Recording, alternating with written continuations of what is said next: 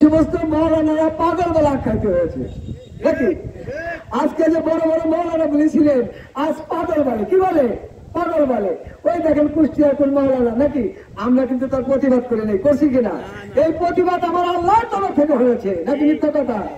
দেখেন মৌলানা বলছে মুনাফেক, ও মিথ্যাবাদী, ও বলতেছে মুনাফেক, ও মিথ্যাবাদী।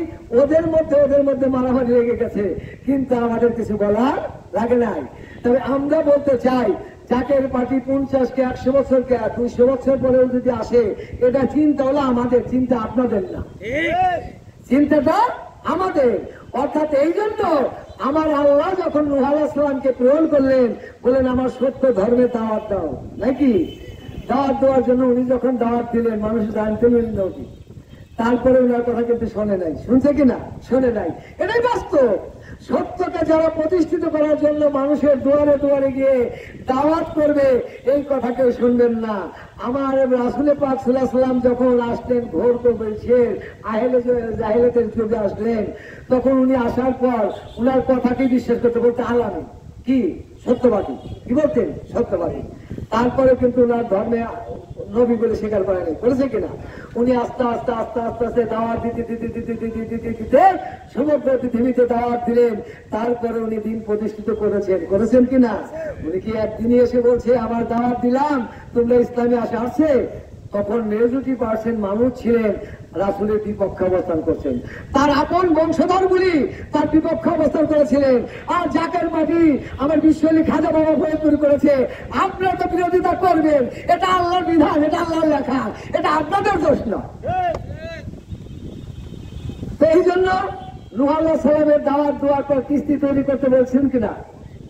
নূহ আলাইহিস সালাম যখন কিস্তি তৈরি করতে বললেন, মানুষকে আরে নূহ তুমি কি তৈরি করো? কয় কিস্তি কেন? কাল প্লাবন দেবে। কাই মরুভূমির মধ্যে কোনোদিন বৃষ্টিপাত হলে ঠিক হয় না, আর তুমি কোথায় বিলাবন? এটাকে সম্ভব? এটা অবাস্তব মনে হয়েছিল। এটা কি অবাস্তব মনে হয়েছিল? কিন্তু 40 বছর নূহ আলাইহিস সালামের কিস্তি তৈরি করার পর বন্যা হয়েছিল কিনা? বন্যা হয়েছিল। ঠিক জাকের বাড়ি প্রতিষ্ঠিত হয়েছে, মানুষ অবাস্তব মনে করেছে, মানুষ অবাস্তব মনে করেছে।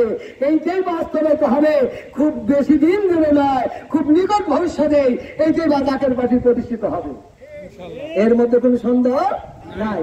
তবে আমরা বলতে চাই যে আমাদের এই ক্ষমতা মসনদ আমাদের লক্ষ্য না। আমাদের লক্ষ্য কি? আমরা রাজনীতি কিসের জন্য করি, কেন করি? আমরা যারা রাজনীতি করছি, রাজনীতিটা কিসের জন্য করি, কেন করি? আমরা রাজনীতি করি দেশের জন্য, আমরা রাজনীতি করি সাধারণ মানুষের জন্য, আমরা রাজনীতি করি ভোটা মানুষের জন্য, আমরা রাজনীতি করি বস্ত্রহীন যে সমস্ত লোকদের বাসস্থান নেই তাদের জন্য, আমরা রাজনীতি করি মানুষের সুখে শান্তিতে বসবাস করুক। এইটাই আমাদের রাজনীতির উদ্দেশ্য হওয়া উচিত নাকি? এই 54 বছরের রাজনীতির ইতিহাসে আমরা যা দেখলাম, হে ভাইয়েরা আমার, লক্ষ্য করে শুনুন, আপনারা যারা রাজনীতি করেন, আমরাও রাজনীতি করি। আপনি আমাদের প্রতিপক্ষ নয়, আপনি আমাদের শত্রু নয়, আমরা একই বাংলাদেশে বাস করি, আমরা মুসলমান। আপনি আমার ভাই, আমি আপনার ভাই। আপনি আমার মাথা পিছে বাড়ি দিবেন, আমিও মাথা পিছে বাড়ি দেব, বাড়ি দেওয়া যাবে না। এই জন্য আপনিও মুসলমান, আমিও মুসলমান। তবে কিসের জন্য? স্বার্থের মধ্যে পড়ে আমরা একজনের উপরে আর একজন আঘাত করি নাকি? এই স্বার্থের জন্য পড়ে এই 54 বছরের রাজনীতি আমরা কি পেলাম, কি দেখলাম? এখন একটা বল উঠেছে, ভাই আমি রাজনীতি, আমি ওই দল করি, আমার দলের প্রার্থী যদি দাঁড়ায় আমি কাউকে ভোট দিতে পারবো না। এখানে আমার প্রশ্ন রেখে যায়, 71 সালে যখন এদেশে নির্বাচন স্বাধীন হয়েছিল, মেজরিটি% মানুষ তখন সমস্ত লোকই আমরা স্বাধীনতার পক্ষে খেটেছিলাম নয় কি? মুসলিম কিছু লোক যারা স্বাধীনতার বিপক্ষে অবস্থান করেছিল, তারা এখনো সেই স্বাধীনতার বিপক্ষে অবস্থান করেছে। তারা এখনো চায় এদেশে পাকিস্তান হাসুক, এই দেশ আফগানিস্তান হোক। সেই পাকিস্তান আমাদের কথা যারা আছেন, বয়স্ক যারা আছেন, মা বোন যারা আছেন, আপনার ইতিহাস ভুলে যান নাই। আপনাদের প্রকাশ্য দেখার সময় পাকিস্তান, পূর্ব পাকিস্তান, পশ্চিম পাকিস্তান, আমরা চেয়েছিলাম না পূর্ব পাকিস্তান, পশ্চিম পাকিস্তান, আমরা পাকিস্তান চেয়েছিলাম, পাকিস্তানে বসবাস করতাম।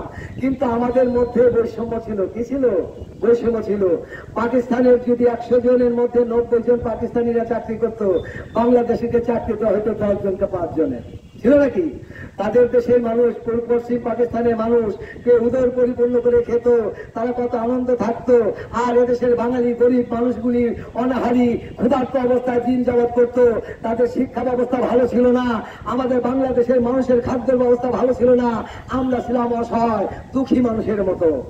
কিন্তু তাদের সেই বৈষম্য থেকে রক্ষা করার জন্য, রেহাই পাওয়ার জন্য এদেশের আপামর জনতা সমস্ত রুখে দাঁড়িয়েছিল, সেই ভিটা মানুষকে পেটে ভাত দেওয়ার জন্য, এদেশকে স্বাধীনতা অর্জন করার জন্য।